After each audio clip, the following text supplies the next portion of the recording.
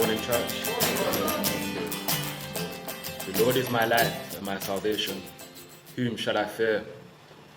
The Lord is the stronghold of my life. Of whom shall I be afraid? When the wicked advance against me to devour me, it is my enemies and my foes who will stumble and fall. Though an army besiege me, my heart will not fear.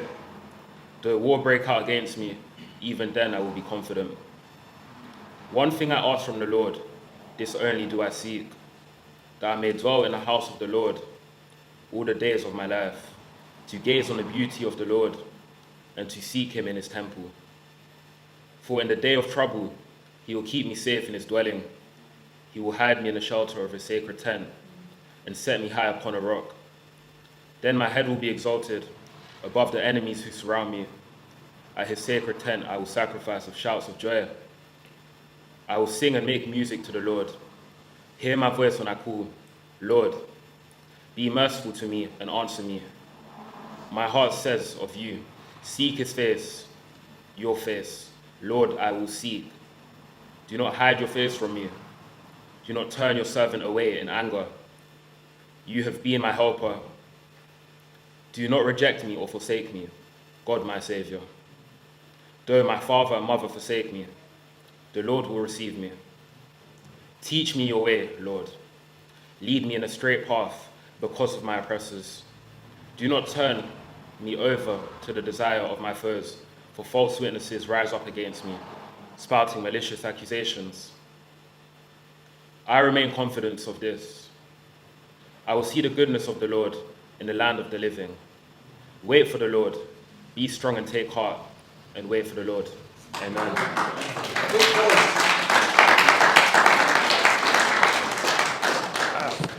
Excellent reading. Thank you. Really, thank you very, very much. So we're going to do something a little bit different with this sermon today. We're going to be discussing its themes, and in particular looking at the theme of pressure. As you think about that psalm and what David's praying about, it's King David here, there's clearly a lot of pressure either around him at the time or impending. He can feel it coming. And I don't know about you, but now and again, I feel the pressure of life. And we're going to talk about that. But verse 4 is our key. And so what I've done is I have, let's go back to verse 4. There's verse 4. I've written a short piece of music which we can all learn together to sing. And then hopefully that will help this particular verse, verse 4, to sink in and stay with us when we're done here today. This is verse 4. One thing I ask from the Lord, this only do I seek. This only. This is the only thing I need and I ask, that I may dwell in the house of the Lord all the days of my life, to gaze on the beauty of the Lord and to seek him, meaning in the Hebrew to study him, to meditate on him, to seek him in his temple. So let me play you this short piece of music. It's like this.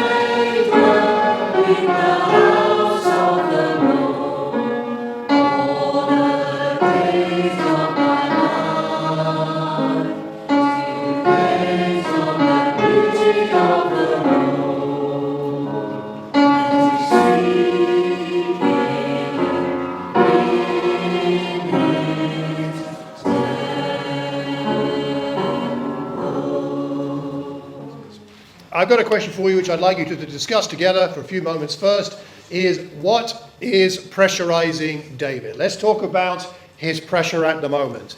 What is pressurizing him? What's going on? How is he feeling? So have a discussion for a couple of minutes and then we'll come back together, okay? And looking at Psalm 27, what is pressurizing King David at this point in his life? What do you think is going on behind him writing this psalm? What do you see? Yes, Taiwan. David got a lot of enemies. He's got a lot of enemies. Okay. All right. Yeah? He's in the midst of battle. In the midst of battle. Asking for protection. Sorry? Asking Asking for protection. for protection. Yes. Yes. Do I see a hand over here? Someone? Yes. You may feel that he's run out of good points with the Lord. The Lord's going to fall away this time. Let lead you to his faith. Yes. Yes, there's a little bit of an insecurity on some level there. Mixed in with a lot of confidence expressed, but there's a mix, isn't there? It's interesting. Yeah. It's not just one Akim. He's scared. He's scared. He's afraid. Yeah. Is this the time he's like, it's around the time he's in the cave of Adullam, when he was running from Saul, he was constantly on the run, basically, fighting and having to, I don't know, he was at risk, his life was at risk. So that's a really good question. So I would say it's not entirely clear whether it was that time running away from Saul or the other time he ran away when he was running away from... When was the other time he ran away? Absalom, who was his... And most people who look at the Psalms think it might have been that running away. It could have been Saul, but it may be his son's trying to kill him. Yeah. I think from this, there's so many things happening at the same time. There's the enemy, there's the adversity, there are issues about his family, there are so many things happening, and he might be feeling, this is too much, Lord, what is going on here? That's what I sense here. I went to many things. Lots of different things at once. It's a bit like when you open one email and it's a bad news email, and you think that's my bad email for the day.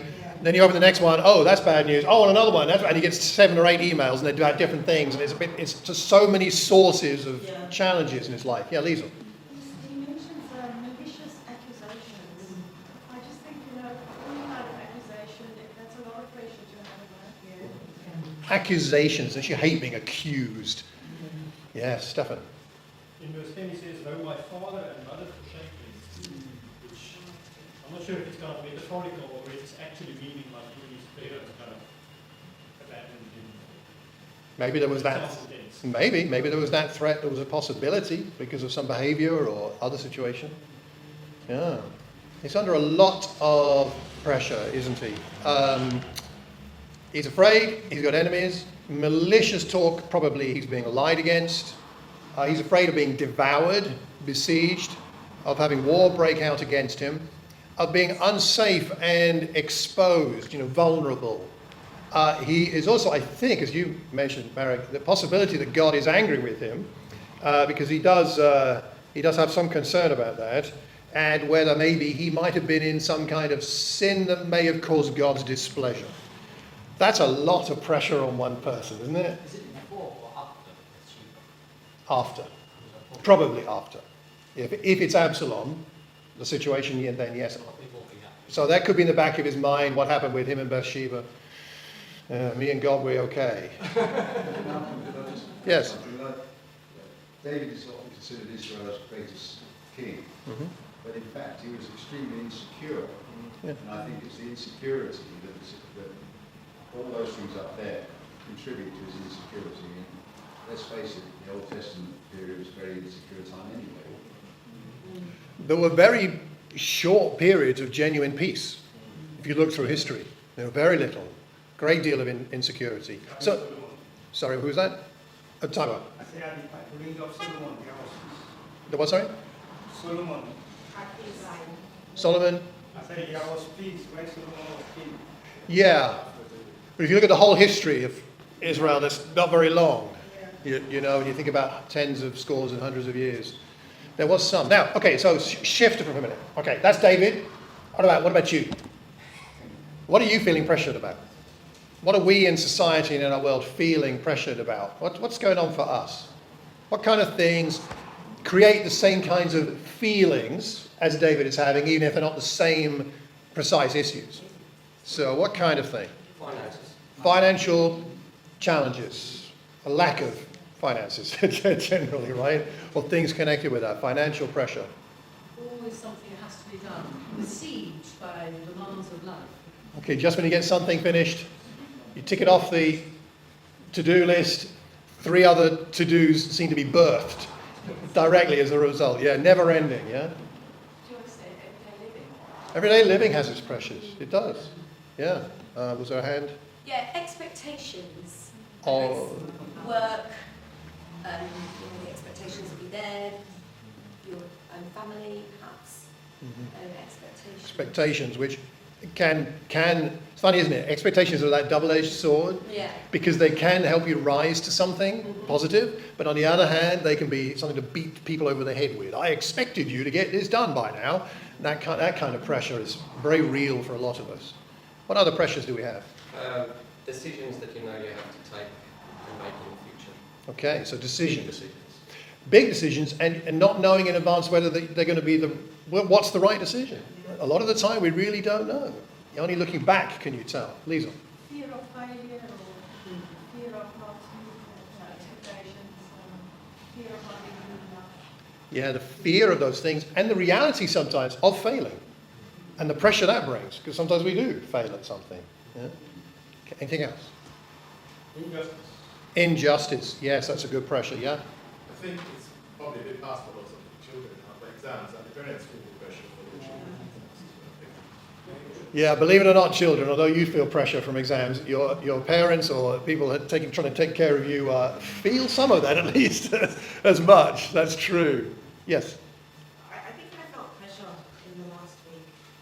We were in the process of moving houses and packing up, and I was rounding up my work, and then there was a fire, and the pressure I felt was not just on these things, it was just pressure that was put on me. I mean, my parents were calling me every day. Have you seen your brother? I literally had to take myself out and go there physically and call them, he's well and safe, you know. That pressure was so intense. I think I must have said to my dad several times, Dad, can I call you back? This is not a good time. I felt so much pressure from my residents who suddenly felt like, who's going to take over from me? We haven't seen anyone. And I was under stress that I said to them that I feel like my head is going to explode. And I need you guys to just stop, you know. And those are some of the pressures we feel sometimes. And you just don't know how to handle it. Yeah. You've had a pressure from a lot of different directions this week. The new job situation, the moving house. And for those of you who don't know, Io's brother's house burned down. Just some good news. We were able to go there on Friday. His house is the only one standing. Oh. The house, the fire went all around the cove and just went around his house. Wow, I didn't know that. Yeah, but I mean, obviously, we still need to make sure he's really safe. But the house is standing. That's remarkable. That's unbelievable. Wow. All the other houses in the close were burned. All Yeah. completely gone. You've had a lot on your plate. Sometimes, I don't know about you, it's quite nice to hear about other people's pressures because it puts your own. Firstly, it puts your own in perspective, and secondly, you think, "Oh, I'm not alone," right? So, oh gosh. I would just like to say this before we move on to the hopes David has. We'll talk about hope in a minute. But just to say, it's important that we talk to each other and the Lord about our pressures. If David felt he could be this honest and direct with God about his pressures, it's really important. Some of us may not feel under pressure right now, then I'm glad for you. But there will be pressures in the week ahead. Perhaps some of us parents now got your children home for the summer. I'm sure that'll be great, but it changes dynamics. There can be some pressure with that, sometimes for the children. Now, instead of escaping to school and being with your friends, you actually have to deal with your parents all the time. And that can be a bit tough. Yeah, some big time pressure. So whatever the pressures are for you or the Ukrainian family arriving for Kate and Barry, that'll be exciting in many ways, but it will add its own pressures. And we've all got things like that. We need to take them to God like David did. He can give us the peace we need. But now, okay, second question for us. Go back to the text and have a look. What is David hoping for. Go back to Psalm 27, have another look, and again, we'll have some discussion together with whoever you're sitting next to. What is David hoping for? Kaiser. So we've got safety. All those on board, Safety. Yeah, it's hoping for safety, ultimately. Yeah. God will always show up for him, basically. Sorry. That God will always be there for him. He's like, God is the rock at the end of it. Everything else goes pear-shaped, and everybody around him says, your mother and your father say you really have it. But the Lord will always be there for him. He's hoping that he can trust that God is dependable. Yeah. Be there for him. Very good point. Yeah. I feel like there's a real wrestle going on in his heart, in the sense that he's hoping that God is enough. He's asking to maybe straighten out, he's asking for him to teach him. Because I think when your enemies are so engulfing, so overwhelming, it's easy to give in to that and become one of those and take the heat off. Does that make sense? You know, to become just like them in order not to be killed, to turn himself over in that sense. But he wants to stand his ground in a godly sense, but he's fearful that God's going to allow that and rescue him in that faith. Sometimes it's better than when you join in yoga, it's like we all have a daily pressure of, do I conform and just become like the rest of the world, or do I stand my ground and stick the neck out even though it's fearful? Yeah. He's hoping he can stand up. God has to be enough for him. That God is enough. To wrestle that. Yeah. To help him to not give in to the pressure around him. Yeah. Yeah. I think he's hoping, almost like you said, some reassured faith and peace in spite of what is going on. He wants a sense of faith, a sense of peace that comes from trusting that God is there in all the problems. Yeah. In everything else that's going on. Joe. To be filled with joy again. He wants joy, doesn't he? He wants something inside that's alive in him. Yeah. Anything else? I find it a little curious because it seems that he doesn't want to fight. No, it seems that he wants to pluck him out of his troubles and put him in a safe tent far, far away from trouble. And not standing and saying, give me strength to crush them and defeat them. Say, just take me away from them. He doesn't want to do the fighting, he wants God to do it for him. Yeah. Yeah, I like that. Yeah, that would be good. Yeah, there was a hand. Yes. I love that last bit. He said, I remain confident of this. Sort of this battle in his mind at the conclusion. And I will see the goodness of the Lord. I may not see it now, but I will see it. I love that. That's very helpful. It's often very instructive to see where Psalms begin and where they end. And it's the wrestling that often happens in the middle. Kind of like a lot of our prayer times, I think. Anything else? He's hoping for things. I would say at least these.